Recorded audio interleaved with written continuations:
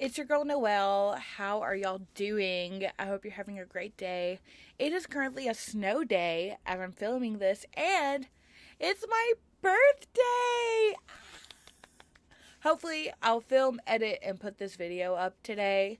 But as of right now, it's 12:18 on January 11th, and I am officially 24 years old. I'm 1 year away from my mid-20s and quarter-life crisis. I'm kidding. Kind of. But as y'all can tell from the title of this video, we're here to do a book review. Another one. Last time I reviewed, very chaotically might I add, The Ruthless Elimination of Hurry.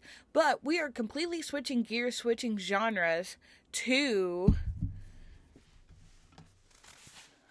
the Shades of Magic trilogy. Y'all, the first part of this video is spoiler free.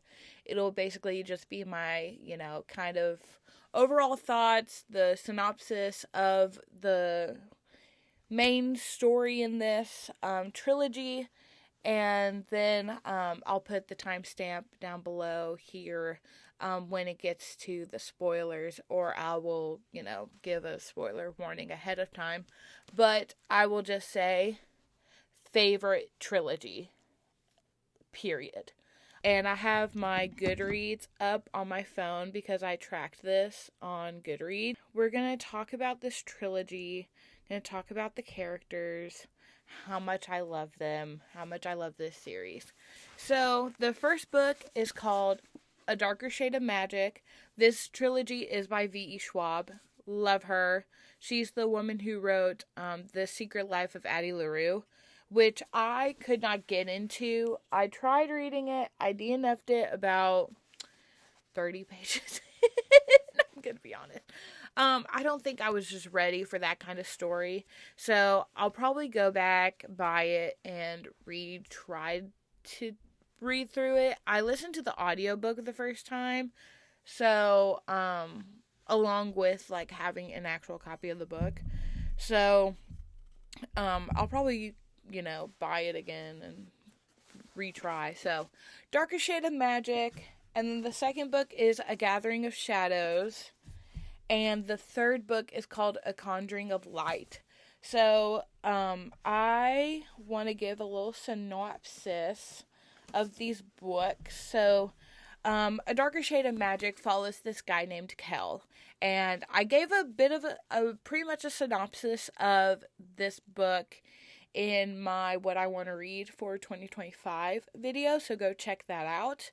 But this follows a man named Kel. He's something called an Antari. This is a fantasy book. So there are 3 different worlds. There's White London, Red London, and Grey London, and then there's a 4th world, Black London, but that was destroyed and, cut off, basically. It follows this guy named Kel. He's an Antari. He does blood magic. As you can see, in the cover, he has a blue eye and then a black eye, which is how you know that he's an Antari, and he's a messenger for the King of Red London. He is also the prince's protector, and they were raised as brothers. Rye, so not biological brothers, but pretty much they grew up as brothers. So this follows him and his adventure. He goes to Grey London, and he goes to White London, I think, actually, at the beginning of this book.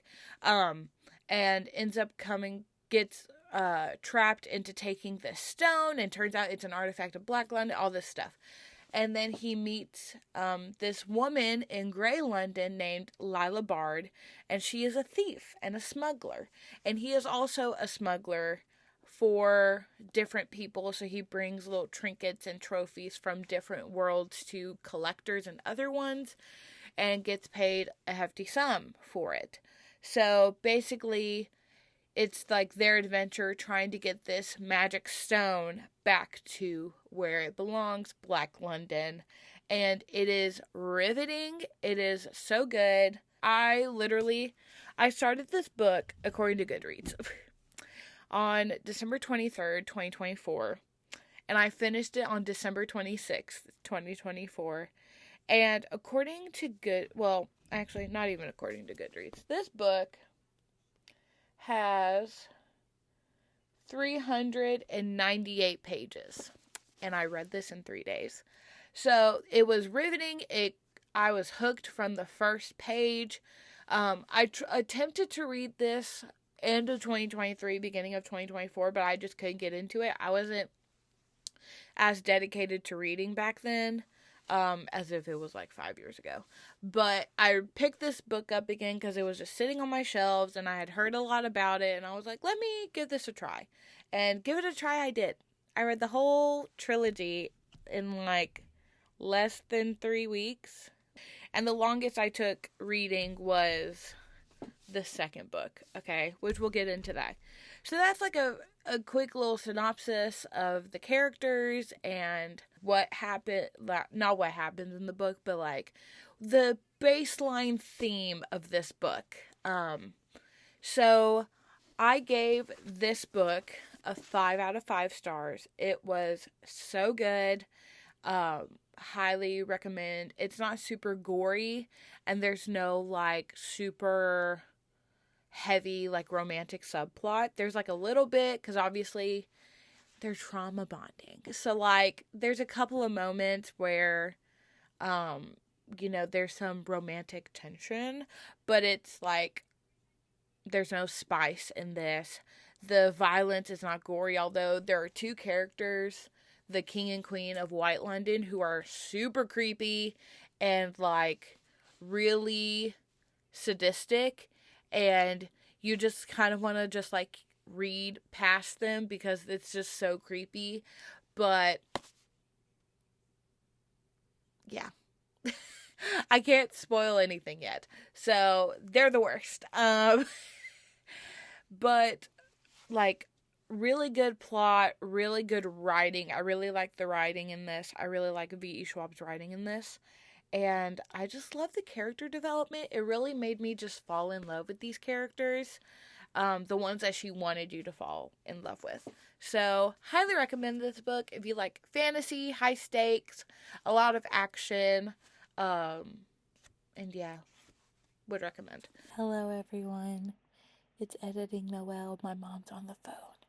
But I forgot to say that I gave A Gathering of Shadows 4 out of 5, 4.5. I still haven't decided, out of 5 stars.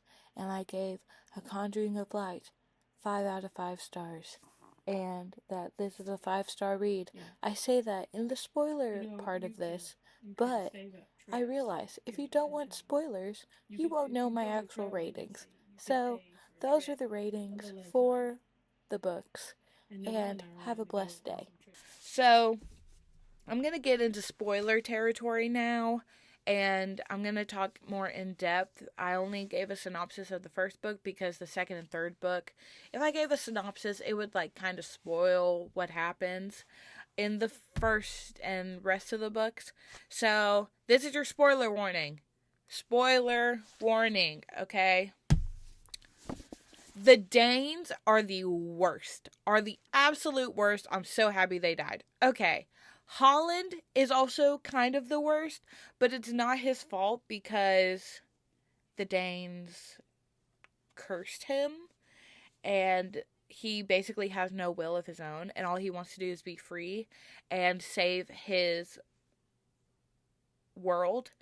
And then he dies at the end and is shipped off to Black London, which you don't kind of realize that happened. He sinks into the ground. So I was really surprised when I opened up the second book and discovered that like he was actually in Black London. I don't know. Maybe I like just missed it in my like need to like finish this book because I needed to see how it ended. You don't really hear anything of Holland after he dies. But then you get to the second book. I gave this book a 4 out of 5 stars, 4.5, 5 out of 5. I'm still thinking about it. I started this book on 12/26, so I had already bought the whole trilogy. Well, I'd bought this, and then I went to Books A Million like a few days after, when I knew I was going to finish the book, to buy the second and third book. But I started this on 12/26, and I finished it January 8th. So it took me a little bit longer to finish this book, just because it was so slow in the beginning. But up until like part like 5, like, yeah, like 5 and onward, almost halfway through the book, it starts to pick up pace, and you actually discover that Holland is alive, and he's not the actual big bad. There's a bigger bad, and his name is Osarin, and basically Holland agrees to be Osarin's like body, basically, because Osarin's the reason that Black London no longer exists, because he says that he was like a young god back then, little g. Basically, the third book describes him as a shadow with an ego. It's just, once it gets into it, oh my gosh. So this, so obviously, Kel's on the cover of this one. This is Lila on the cover of this one, and it really just follows mostly her POV. I was really hoping that we were also going to get Kel's POV in this, because it switches back and forth between Kel and Lila's POV in the first book, and I was so happy we got Lila's POV, and we got a little bit of Holland's POV after he's been taken over by Osarin. So Osarin's in his mind, and he is basically bringing White London back to, good standing, flourishing, all that stuff. But Osarin's a really greedy shadow guy, shadow king, whatever. And he wants to have more power. And Holland's like, if you leave I will find another body suitable for you. And basically, Holland, at the end of this book, sets Osarin free in Red London. And while all this is happening, there's this thing in Red London called the Essentosh, which is basically like the Triwizarding Tournament, but it's just magicians fighting each other with different elements. It's pretty cool, actually. And I will say, if you're a Christian, I will say there are a couple of gay characters in here. I'm just going to say, it doesn't become really apparent until the third book, when it follows Rye's POV, mostly Rye's perspective. But there is that, and it's more heavy in the third book. Not like so much that I was like cringing, but I was like, I understand you have to have this to like get published now. But I really enjoyed the back half of this. The first half was just so boring. A lot. Like, I understand you have to like explain and like world build, but like, honey, this could have been at least 100 pages less. But I still enjoyed it. This book is around 509 pages. So, it took me a little longer until we got to Big Bertha over here. So, obviously, this is Rye on the front of the book. This baby was a whopping 620 something pages. 624 pages. And oh my gosh, V.E. Schwab knows how to write a conclusion. She tied everything up in a little bow, except there's like one little plot thing that she added at the very end, after like Kel and Lila and Holland, or Holland uses the inheritor, and it takes a little bit of Kel's magic, where anytime he does magic now, it hurts him. So there's like a little plot thing that I think she could expand on, like how he deals with that and stuff in like a sequel series, which we'll get into that. But oh my gosh, like, I love these characters. Holland is redeemed in this book. At least in my eyes, he was redeemed. And then he died. But he died in a way that he wanted to die. And Kel and Lila are together. And so Kel's gonna travel with Lila, and now she's the captain, and Alucard's with Rye, which they're the gay characters. And Rye's parents died. So now he's king, and oh my gosh, I love this book. I read this in 2 full days. 2 full days. I finished this yesterday, and I had gotten the audiobook from Libby from my library, and I listened to like maybe 2 or 3 hours of this book, but I read the rest. So, and I always had a book when I was listening to it anyway, so I was reading it. But oh my gosh, I could not put this book down. It was riveting. It was exciting. It was action-packed. It was heart-wrenching.